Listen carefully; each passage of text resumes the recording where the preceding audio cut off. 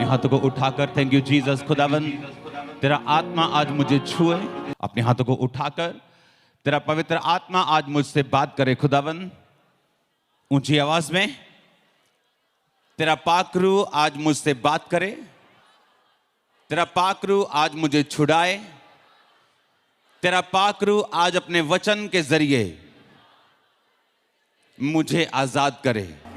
मुसाले बनाचिने पानिया चुरा मेरे भी पहाड़ा हटोना जानदा। उठाकर अपने हाथों को अपनी फैमिली को देखो, स्पिरिट में अपनी लाइफ को परमेश्वर के हाथों में रखो और खुदावन से बात करो। परमेश्वर आज की मीटिंग, आज का वचन मेरे लिए हो। मुसाले बनाचिने पानिया चुरा मेरे ही पहाड़ा हटोना जानदा। उठाकर हाथों को फिर से अपनी स्पिरिट में कंसंट्रेट करो।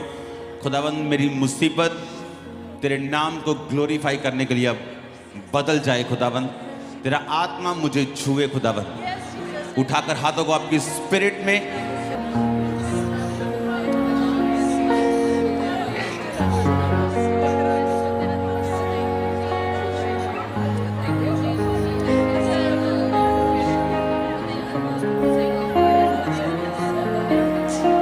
प्रभु यीशु मसीह के सामर्थ्य नाम में हम मांगते हैं, आमीन। ऊंचा ये ब्लेसिंग आपकी है चर्च।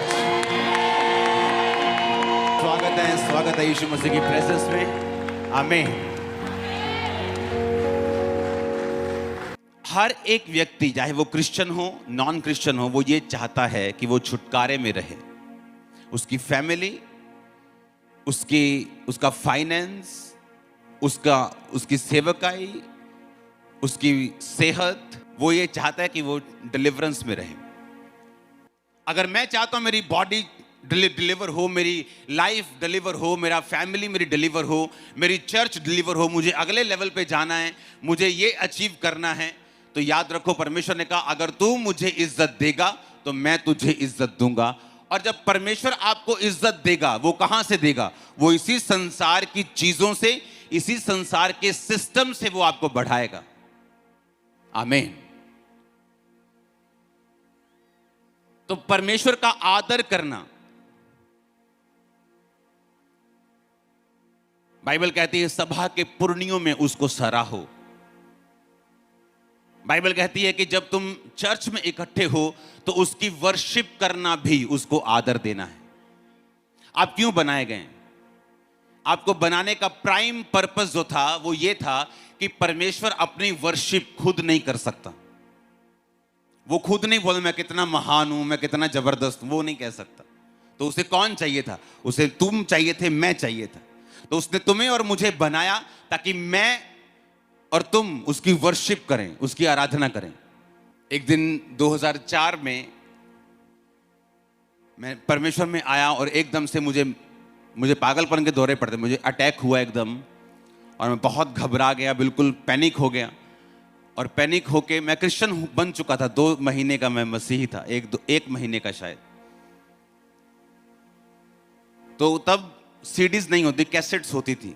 तो एक अर्नेस्ट मॉल की कैसेट मेरे पास पड़ी थी और मैंने वो कैसेट लगाई और मैं नीचे अपने घर में, अपनी कोठी में, मैं नीचे चादर बिछा के, बिल्कुल 1 महीने का क्रिश्चियन, और मैंने वो सॉन्ग लगाया, शोले शोले शोले रूह की आग, और मैं खूब रोया और वर्शिप की।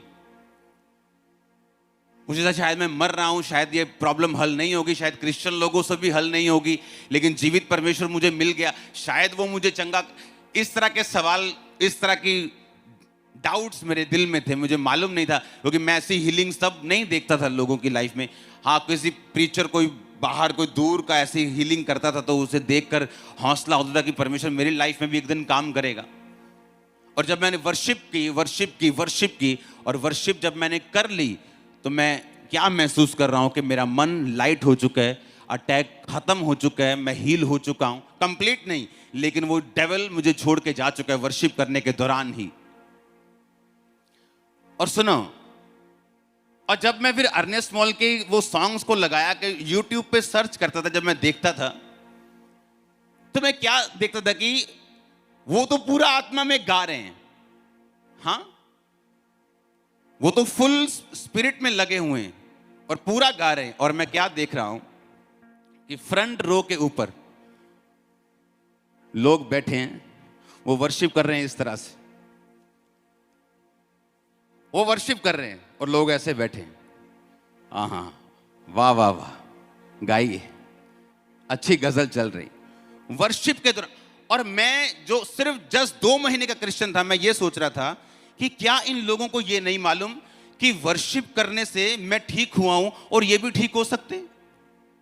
मैं डिलीवर हुआ वर्शिप करने से और ये भी डिलीवर हो सकते।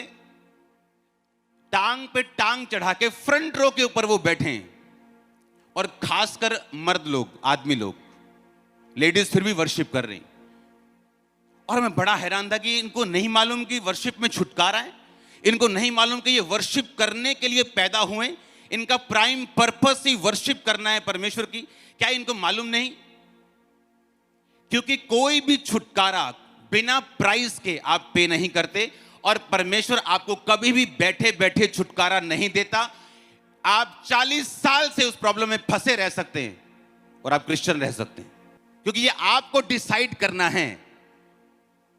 कितना सिंपल बच्चे गाते हैं संडे स्कूल में, स्तुति आराधना ऊपर जाती है, आशीष लेकर नीचे। कितना देखो सिंपल सॉन्ग, लाख बार सुना होगा, अभी भी समझ नहीं आया कि स्तुति और आराधना जब ऊपर जाती है, वो आशीष को लेकर नीचे आती। और वर्शिप के दौरान हम क्या सोच रहे हैं कि मेरी प्रॉब्लम कब खत्म होगी, और वर्शिप में कोई ध्यान नहीं, खासकर जेंट्स लोगों का। और मैं बड़ा हैरान होकर अपने लोगों को बोलता था कि देखो ये लोग क्या कर रहे हैं, इनको मालूम नहीं कि जो वर्शिप कर रहा है, हम क्या सोच रहे हैं कि मेरी प्रॉब्लम कब खत्म होगी, और वर्शिप में कोई ध्यान नहीं, खासकर जेंट्स लोगों का।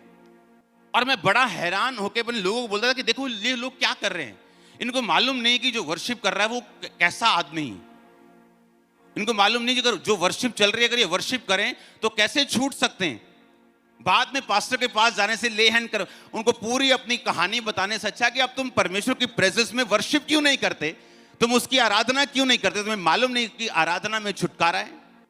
और मैं देखता नेट पे कि मैं ये वर्शिप के दौरान ही हील हुआ हूं। जस्ट खुल के मैंने वर्शिप की, खुल के मैंने आराधना की, और ये एक बार नहीं, मेरी लाइफ में कई बार हुआ। परमेश्वर चाहता है आप डिलीवर हों। मत्ती 15 उसकी 21 से 28 आयत लिखा, एक कनानी औरत परमेश्वर से मिलने के लिए आती है, और परमेश्वर को क्या बोलती है? चिल्लाकर कहती, हे प्रभु दाऊद की संतान, मुझ पे दया कर, मेरी बेटी को दुष्ट आत्मा बहुत सता रहा है। परंतु यीशु ने कुछ उत्तर ना दिया। तब उसके चेलों ने आकर यीशु से विनती की, इसे विदा कर, क्योंकि ये हमारे पीछे चिल्लाती हुई आ रही है। यीशु ने उत्तर दिया, इज़राइल के घराने की खोई हुई भेड़ों को छोड़ मैं किसी के पास नहीं भेजा गया। परंतु वह आई और यीशु को प्रणाम करके कहने लगी, हे प्रभु मेरी सहायता कर। यीशु ने उत्तर दिया, लड़कों की रोटी लेकर कुत्तों के सामने डालना उचित नहीं। उसने कहा, सत्य है प्रभु, परंतु कुत्ते भी वही चूर चार खाते हैं जो उनकी स्वामियों की मेज से गिरता है। इस पर यीशु ने उसको कहा, हे स्त्री, तेरा विश्वास बड़ा है, जैसा तू चाहती है तेरे लिए वैसा ही हो। और उसकी बेटी उसी घड़ी से चंगी हो गई। अब ये औरत जो है परमेश्वर के पीछे चिल्लाती आके बोल रही कि परमेश्वर मेरी बेटी को छू और उसे चंगा कर। परमेश्वर ने अनसुना किया, वो भागती रही। चेलों को इरिटेशन होने शुरू हो गई, भाई साहब प्रभु जी से कुछ करो, इसको चिल्ला चिल्ला के कान खा लिए। तो 25 आयत में क्या लिखा? जब यीशु ने उसे बुलाया, लिखा वह आई और उसे प्रणाम करके, और इंग्लिश में लिखा, then came she and worshipped him saying, Lord help me. क्या किया उसने? क्या किया? वर्शिप की। हीलिंग से पहले कि हीलिंग के बाद? अगर आप हीलिंग से पहले वर्शिप कर सकते हैं, कॉन्ग्रेचुलेशन, नेक्स्ट मीटिंग में आप हीलिंग की टेस्टिमनी देते होंगे। आप अपने परिवार की हीलिंग की टेस्टिमनी देने वाले वेरी सुन, अपनी फैमिली हीलिंग की टेस्टिमनी देने वाले वेरी सुन। मैंने कहा अपनी स्पिरिचुअल, फाइनेंशियल, फिजिकल हीलिंग की टेस्टिमनी आप देंगे। आमीन। अगर ऊंचा है तो ये ब्लेसिंग आपकी है चर्च। लिखा शी वर्शिप्ड। वो आई और उसने ये नहीं कहा जीसस आप अगर मुझे चंगा करें मेरी बेटी को, then I will worship you, तब मैं आपकी वर्शिप। लिखा वो आई और उसने वर्शिप की, पहले वर्शिप की। और हम चर्च में जस्ट एक सिरदर्द की वजह से हम बोलते हैं कि वर्शिप करना मुश्किल हो रहा है, क्योंकि मेरा फाइनेंस थोड़ा सा ढीला चल रहा है, वर्शिप करना मेरे लिए बड़ा मुश्किल हो रहा है, क्योंकि मेरी फैमिली में ट्रबल है। इसीलिए तो ट्रबल है, क्योंकि जिस काम के लिए आप बनाए गए हो वो काम तो आपने किया ही नहीं। आप तो वर्शिप के लिए बनाए गए थे। शैतान जो सबसे ज्यादा अच्छा वर्शिपर था और बोलता था कि अगर मैं गिर गया, अगर मैं ना किया, अगर मैं वर्शिप ना किया तो कौन करेगा। और आज जब आप वर्शिप करते हैं, शैतान शर्मिंदा होता है आपकी लाइफ से, छोड़ के जाता है आपको, क्योंकि वो बोलता है कि मैं नहीं करूंगा तो कौन करेगा। तो खुदा ने कहा अगर तू नहीं करेगा तो मैं अपने लोगों को बनाऊंगा, अपने जैसा मनुष्य बनाऊंगा, वो मेरी वर्शिप करेगा। अगर तू नहीं करेगा तो लाखों करेंगे, इसलिए आपको लाखों की गिनती में बनाया गया। आमीन। अब सुनो ध्यान से। अब उसने कहा जब वो आई और खुदाबंद को वर्शिप किया, परमेश्वर की आराधना की, वर्शिप की, और परमेश्वर ने कहा कि जो भी वार्तालाप हुआ कि मैं अब इज़राइल की घराने की खोई हुई भेड़ों के पास भेजा गया हूं, लड़कों की रोटी कुत्तों के आगे डालना उचित नहीं। उसने कहा परमेश्वर कुत्ते भी वही चूर चार खाते जो तेरी बालकों की मेज से गिरता है। वर्शिप की, क्योंकि जब आप वर्शिप करते हैं एक चीज आपकी स्पिरिट में घटती है। जब आप रियल वर्शिप करते हैं, जस्ट ये धन धनाधन सॉन्ग, एक है कि सॉन्ग सुनना कि अच्छा सॉन्ग गाते हैं क्रिश्चियन लोग, वो एक अलग चीज है। एक है वर्शिप करना, यानी दिल से, स्पिरिट से उसको उद्धार करता मानते हुए आप उसकी वर्शिप कर, एक चीज घटती है आपकी स्पिरिट में। तब जब आप जीसस क्राइस्ट को अपना सेवियर मानकर, डिलीवरेंस देने वाला मानकर वर्शिप करते हैं, तो बाइबल की गहरी स्टडी बताती है आप उसकी ब्लड लाइन में जुड़ जाते हैं उसी वक्त, सेम नैनो सेकेंड आप जीसस क्राइस्ट की ब्लड लाइन में चले जाते हैं। आप उसके रियल बेटे और बेटियां बन जाते हैं। और जब आप उसके ब्लड लाइन में चले गए, जब आप उसके बेटे और बेटियां बन गए, तो बाइबल फिर आपके विषय में जो अब्राहम को परमेश्वर ने कहा था कि मैं तेरे संग रहूंगा, तुझे आशीषित करूंगा, जो तुझे कोसेंगे मैं श्राप दूंगा, जो तुझे आशीष देंगे मैं आशीष दूंगा। अब्राहम कभी भी छुटकारे से वंचित नहीं रहा। उसको फैमिली में चाहिए था, बच्चा चाहिए था, उसको मिला।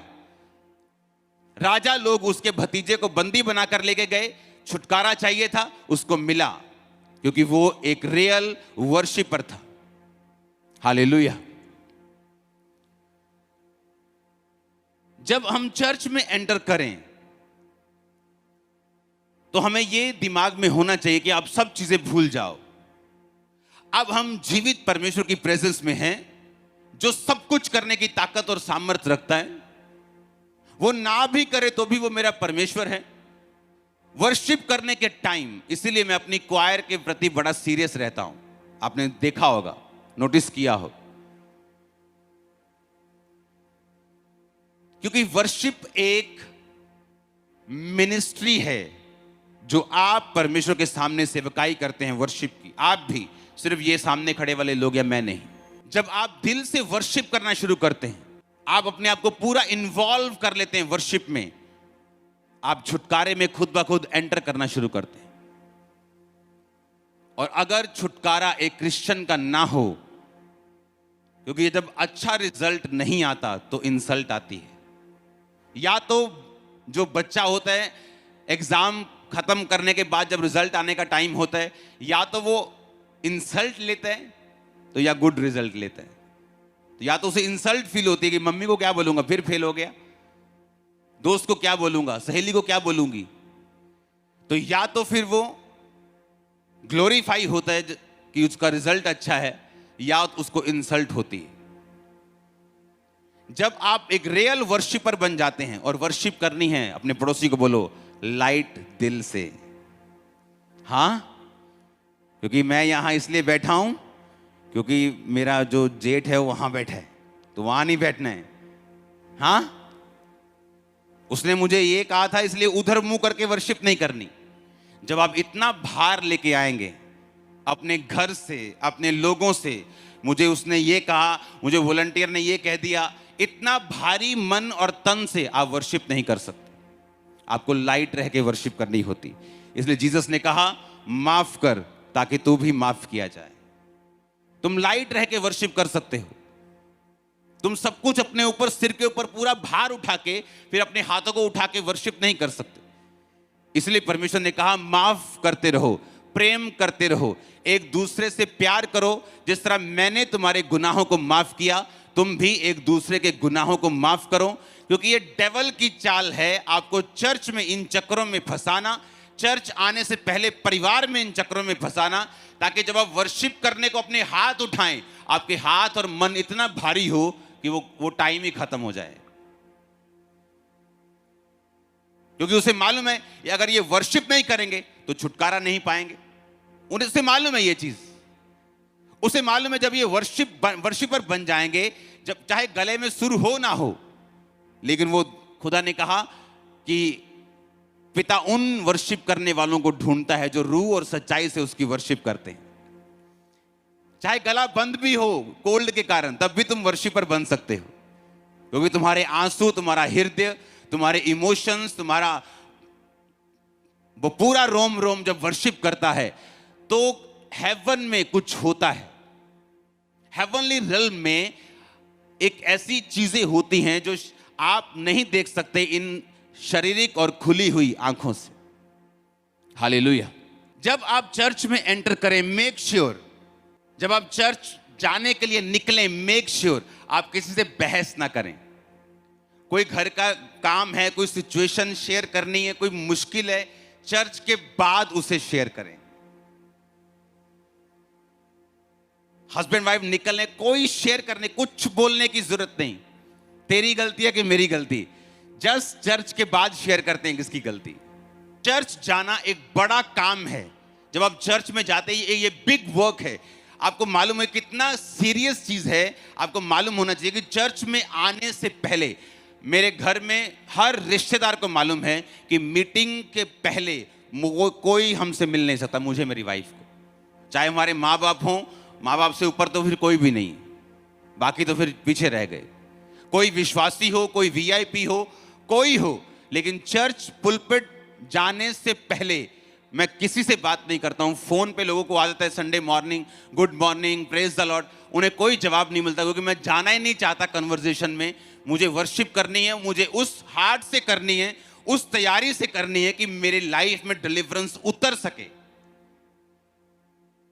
आज जिस भी शहर में खामरा चर्च ओपन हो रही, 10,000, 15, 20 क्रॉस कर रही एक मंथ में, जो लोगों की लाइफ टाइम में नहीं हो रहा, जस्ट 1 महीना, 2 महीना, 1 महीना, 2 महीना, और कंटिन्यू होता जा रहा है। अगर आज खामरा चर्च आए कि 100 ब्रांचेस खोलनी है 1 महीने में, और एक एक ब्रांच में 10,000 लोग होंगे, तो ये पॉसिबल है। अगर हम इतनी स्पीड से नहीं जा रहे तो ये मेरी मर्जी है, पर ग्रेस चर्च पे अब अवेलेबल है। कारण यही कि आपको लड़ना आना चाहिए कि आत्मिक लड़ाई को लड़ना कैसे है। जब मैं चर्च में जा रहा हूं, मेक श्योर मैं नाइट से उसकी तैयारी करूं, मैं अपनी स्पिरिट को करेक्ट करूं, वर्शिप करने के लिए तैयार हो जाऊं। और चर्च पास्टर्स, लीडर्स और वॉलंटियर्स को भी ये मालूम होना चाहिए कि वर्शिप किस रीति के साथ करनी है। आमीन। मेरे चर्च में बहुत से लोग नाराज हुए पहले कि हमें वर्शिप करने का मौका नहीं दिया जाता। हम भी अच्छा गा लेते हैं, किसी को मौका नहीं मिलता था। क्यों? अगर आपको गाना है तो शनिवार आइए, क्वायर ज्वाइन कीजिए, पूरा अपना रिहर्सल कीजिए और गाइए, कोई प्रॉब्लम नहीं। लेकिन अगर आप कहेंगे पहले ये गाएगा, फिर अगली मंडली जाएगी, अपना तबला सेट करेगी, तड़क तकड़ तकड़ तकड़ तकड़, फिर ढोल सेट तकड़ तकड़, फिर गिटार सेट होगी, ये नॉनसेंस बंद होनी चाहिए। क्योंकि इससे माहौल चर्च का और वर्शिप का खराब होता है। हालेलुया। क्योंकि वर्शिप एक बड़ी मिनिस्ट्री है। मैं आपको लाख चीजें बता सकता हूं, लेकिन डिलीवरेंस के लिए जो आपको चाहिए वही चाहिए। आप घर से निकले, आपको मालूम होना चाहिए कि शैतान को मालूम है आप वर्शिप करने के लिए निकले हैं, चाहे वो वॉलंटियर के बीच में आके क्यों ना काम करे। हाँ नहीं जी, अच्छा नहीं बना, तुम पीछे बैठो, तुम चलो। और इतने में मन भारी हो जाएगा आपका, और आपको मालूम नहीं कौन बोल गया। बाद में वही वॉलंटियर पैर पकड़ लेगा, पाजी सॉरी यार, बोलेगा यार सारी मीटिंग तूने मेरी खराब कर दी, अब सॉरी मांगने का क्या फायदा। तो पहले समझना है कि क्यों हो रहा है मेरे साथ, और अपने आप इग्नोर करके वर्शिप करना, खुदा के साथ जुड़ जाना। मैं तुम्हारी स्पिरिट के अंदर देख रहा हूं डिलीवरेंस को एंटर करते हुए। दुष्ट आत्माएं और शैतान और जादू और टोना, आज लास्ट एक्सपायरी डेट है उसकी, आपकी लाइफ से आमीन ऊंचा तो बरकत आपकी है। हालेलुया। वो आपको छुड़ाने वाला चर्च अभी जब प्रार्थना शुरू होगी आप छुड़ाए जाएंगे और आप फ्री होंगे। आमीन ऊंचा चाहिए तो बरकत आपकी होगी। अब आपको मालूम होगा क्यों संडे आपकी बहस होती है अपने करीबी लोगों से, और मंडे वो बहुत अच्छे होते हैं, ट्यूसडे बहुत अच्छे होते हैं। क्यों शनिवार लड़ाई होती? शैतान नहीं चाहता आप वर्शिप करें, वो नहीं चाहता, उसे नहीं पसंद। वो वर्शिपर था, आज भी वो लड़ता है वर्शिपर्स के साथ। पता उसको पसंद क्यों नहीं? क्योंकि उसे मालूम है, एक फौजी को मालूम होता है कि फौजी क्या कर सकता है। वर्शिपर को मालूम है कि जब वो वर्शिप करता था तो क्या होता था। उसे मालूम है कि जब आप वर्शिप करेंगे तो क्या होगा, क्योंकि वो भी वर्शिपर था। और ये ऐसा पार्ट है चर्च का जो इग्नोर कर दिया गया लोगों को खुश करने के चक्कर में। मेहनत नहीं की, लोगों को लोग नाराज ना हो जाएं, तो वहां माहौल ही खत्म कर दिया चर्च में कि वर्शिप करने का कोई माहौल नहीं। कोई भी सिंगर आता है, कुछ भी गाता है, एक सिंगर आके गा के जाता है, खुदा तेरे कोड़े खाने से मैं चंगा हुआ, तेरा धन्यवाद करता हूं। सब लोग गा रहे हैं। फिर एक सिस्टर निकलती है बीच से, बोलती है मैनू चंगा कर दे। फिर बंदा सोचता है कि मैं हो गया हूं चंगा कि मैनू कर दे चंगा। कंफ्यूज पास्टर्स, कंफ्यूज चर्च, और रिजल्ट भी सारा कंफ्यूज है। एक एक वर्ड आपकी वर्शिप का आपके मुंह पे, आपकी स्पिरिट पे चढ़ा होना चाहिए। आमीन। वर्शिप एक ऐसा पार्ट है जो गाना नहीं है, ये एक सेवकाई है जो आज से इस मीटिंग के बाद आप किया करेंगे परमेश्वर के सामने। 24 घंटे मेरे फोन पे वर्शिप चलती है, एवरी टाइम। मुझे मालूम है इसने मुझे क्या दिया है, मुझे मालूम है मुझे वर्शिप करनी है। क्यों करनी है मुझे यह भी मालूम है। एक आपके पास इफ्सियों का वर्ड होगा, हाँ, इस कारण निर्बुद्धि ना हो परंतु ध्यान से समझो कि प्रभु की इच्छा क्या है। दाखरस से मतवाले ना हो क्योंकि इससे लुचपन होता है, परंतु आत्मा से परिपूर्ण होते जाओ। अब आत्मा से परिपूर्ण कैसे होना है ये आगे पढ़ेंगे। इसलिए आपस में भजन, स्तुति, गान और आत्मिक गीत गाया करो। इंग्लिश में लिखा, speaking to yourself in psalms and hymns and spiritual song and singing and making melody in your heart to the Lord. आप लाख कोशिश कर लो, जब तक आप गर्म नहीं होंगे स्पिरिट में, शैतान आपको छोड़ेगा नहीं।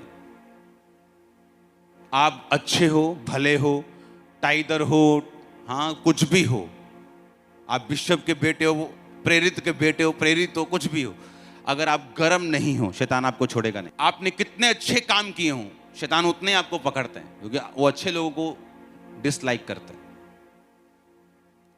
अब यहां पे लिखा कि तुम आत्मा से परिपूर्ण होना और शराब ना पीना। फिर कहता होना कैसे है, कहता स्पीकिंग टू योरसेल्फ, अपने आप से भजन संहिता से बात करनी है। हाँ, उसके बाद लिखा singing and making melody in your heart to the Lord. फिर से पढ़ेंगे उस आयत को।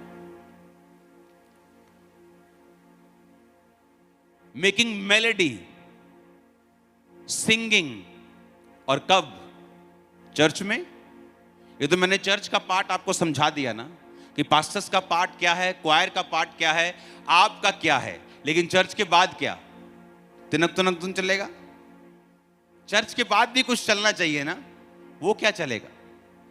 लिखा making melody in your heart to the Lord, कि चर्च जाने के बाद भी चाहे तुम्हारी ढोलकी नहीं है, तुम्हारे पास साज नहीं है, पर कहता है singing and making melody in your heart, तुम गुनगुनाओ हर समय। हिंदी में लिखा हर समय अपने मन में भजन और कीर्तन करते रहो। एवरी टाइम, खाना पकाते वक्त, सफाई करते वक्त, अपना बाथरूम क्लीन करते वक्त भी कहता making melody to the Lord, singing, अपने मन में भजन और कीर्तन तुम करते रहो। तुम वर्शिप करोगे। मैं आपको खुदावंद का दास होने के नाते बोल रहा हूं, डिलीवरेंस आपकी स्पिरिट में एंटर करिए right now in Jesus name. आमीन। ऊंचे वाला चाहिए चर्च मेरे को। Hallelujah, hallelujah. ये वचन जो मैंने आपको दिए हैं, आप इन्हें घर जाके पढ़ेंगे। शायद मैंने कल कंटिन्यू करूं। प्रेरितों के काम 16 उसकी 22 से 26, पौलुस और सिलास जब बैंते लगने के बाद वर्शिप की तो बाइबल कहती है उनकी बेड़ियां खुल गईं और जेल की नींवें हिल गईं। वो भी बोलते थे परमेश्वर में दर्द बहुत हो रहा है, पेन बहुत है मेरी पीठ में, वर्शिप करना मुश्किल हो रहा है। पर बाइबल कहती है उन्होंने वर्शिप की और परमेश्वर ने उन्हें छुड़ाया। आमीन। आप वर्शिप करेंगे और बंधन में रहें, ये बिब्लिकल नहीं। आप बाहर आएंगे, आने वाले हैं आप आने वाले हैं इन जीसस ने। मैं आपको आपकी वर्शिप की सीडीज निकालते हुए भी वो यूट्यूब की वो देख रहा हूं, देख लेना आप। मैं आपको प्रोफेटिक वर्ड दे रहा हूं। आप वर्शिपर होंगे यीशु मसीह के नाम में। आप वर्शिप करेंगे इन जीसस नेम। आपका घराना, आपके बच्चे, आपके लोग, आपका परिवार, आपकी चर्च, आपकी गाड़ियां तक वर्शिप करेंगे इन जीसस नेम। आमीन। ऊंचा चाहिए चर्च। हालेलुया। आपके बच्चे, आपके लोग, आपका परिवार, आपकी चर्च, आपकी गाड़ियां तक वर्शिप करेंगे इन जीसस नेम। आमीन। ऊंचा चाहिए चर्च। हालेलुया। और वर्शिप कैसे करनी? बोलो लाइट दिल से, फ्री होके, फ्री मन होके। आमीन। अपने गंदे मन से मैं वर्शिप नहीं कर सकता, गंदी आंखों से फिर वर्शिप नहीं होगी, भारी मन से फिर वर्शिप नहीं होगी। और आप वर्शिप करेंगे। एक वचन मैं दे के आपको प्रेयर में लेके जाऊंगा। इजराइलियों को फाइट के दौरान एक नुकसान हुआ। उन्हीं की गलती इजराइलियों की ही थी, बिन्यामीन गोत्र की, कि वो परमेश्वर के दूर थे। तो उनकी लेडीज जो थी वो खत्म कर दी गई। अब उनके पास शादी करने के लिए कोई भी औरत नहीं थी अपना वंश आगे बढ़ाने के लिए। तो वहां पे एक वचन है कि तुम वहां एक जगह खड़े होना और जो स्त्रियां नाचने के लिए आए उन्हें अपनी पत्नी होने के लिए लेना। तो इसका मतलब शारीरिक नहीं है, इसका मतलब स्पिरिचुअल है। हर एक व्यक्ति जो, और वो लड़कियां परमेश्वर के कुल में से नहीं थी, परमेश्वर की ब्लड लाइन में से नहीं थी, अन्य जातियों में से थी, परमेश्वर से दूर थी। जब आप नाचते हैं और वर्शिप करते हैं, चाहे आप अन्य जातियों में हैं, आप परमेश्वर से दूर हैं, लेकिन परमेश्वर आपको अपनी ब्लड लाइन में जोड़ने के लिए चुन लेता है। मालूम आपको? ये मैं आपको कल कंटिन्यू करूंगा, लेकिन मैं आपको कुछ प्रूफ करना चाहता हूं बाइबल से, कैसे आप जस्ट वर्शिप से ब्लड लाइन में जुड़ जाते हैं। लेकिन वो वर्शिप, वो होठों वाली वर्शिप नहीं होनी चाहिए, जस्ट अंदर वाली होनी चाहिए, अंदर का मामला होना चाहिए। आमीन। और लिखा जब वो औरतें आई तो वो पत्नी बनाने के लिए ली गई, तो उनसे बाद में उनके घर वालों से विनती की गई कि आप ये लड़कियां हमारे साथ ब्याह दें, क्योंकि हमारी जो औरतें हैं वो खत्म हो चुकी हैं, अपना वंश बढ़ाने के लिए हमें ये दें। तो उन्होंने पत्नियों उन लड़कियों को लिया। और इसमें स्पिरिचुअल मैसेज ये था कि जब आप वर्शिप करते हैं आप उसकी ब्लड लाइन में जुड़ जाते हैं,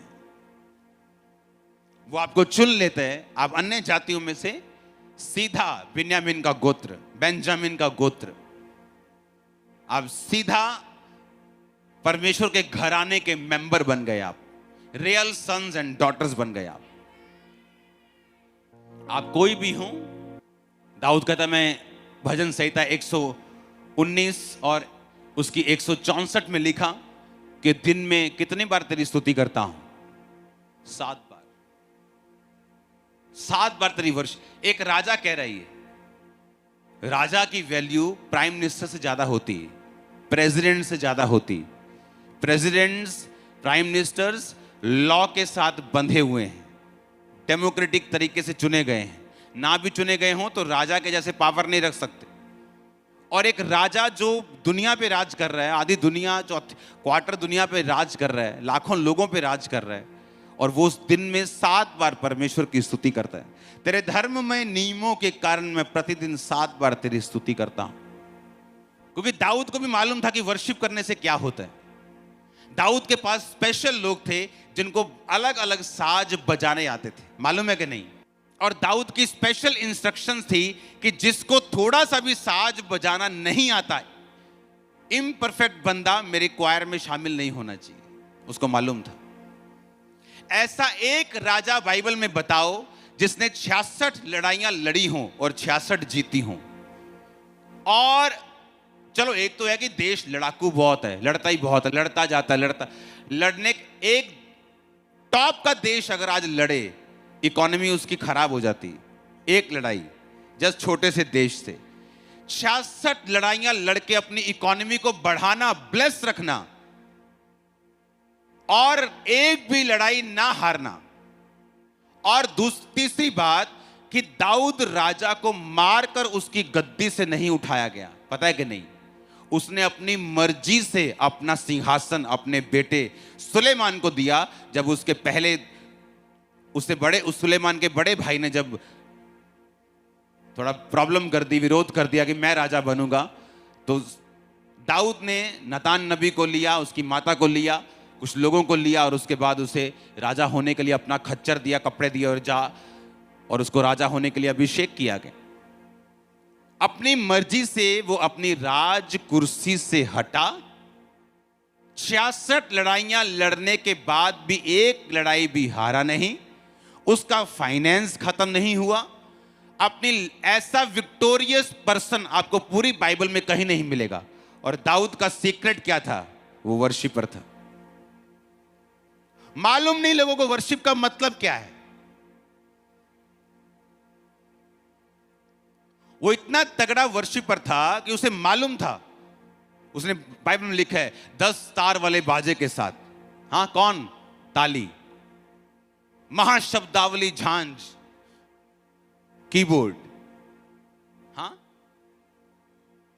दाऊद के बाजे आज भी हैं इजराइल में, देखेंगे बड़े बड़े, वो बड़ा अच्छा सुर निकलता है उनसे, दिल लग जाता है उन सुरों में।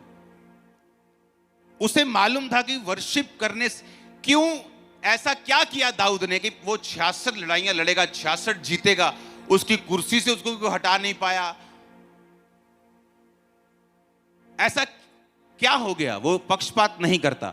परमेश्वर को मालूम है कि वो क्या कर रहा है, और दाऊद को भी मालूम था उसका सीक्रेट क्या है।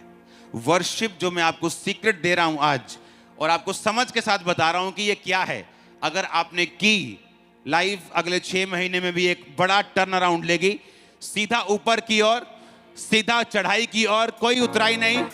आमीन ऊंचा चाहिए चर्च। आप देखेंगे क्या होता है। जो बेटा आपकी बात नहीं सुन रहा, आप वर्शिपर बन गए, वो आपकी बात सुन रहे हैं, उसका माइंड चेंज हो रहा है, आपकी चीजें सॉर्ट आउट होना शुरू हो रही हैं अपने आप, क्योंकि आप जिसने डिलीवरेंस देनी है उसकी वर्शिप करना आप सीख चुके हैं। आमीन।